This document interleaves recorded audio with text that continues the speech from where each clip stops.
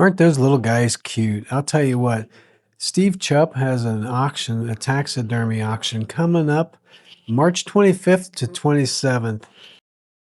I really like being able to get close to the animals. Wednesday at 3 o'clock, they're going to have knives and Indian artifacts. Thursday at 9 o'clock, skulls, whitetail shoulder mounts, taxidermy mounts. Thursday evening at 4 o'clock is bulk antlers and vintage taxidermy. Friday at 9 o'clock is the premier taxidermy.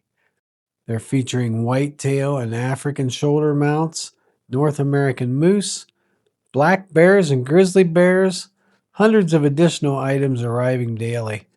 There are so many neat and different animals, and this is one way that you can get up really close to them. Again, it's March 25th to 27th, and that is at the Mount Hope Event Center.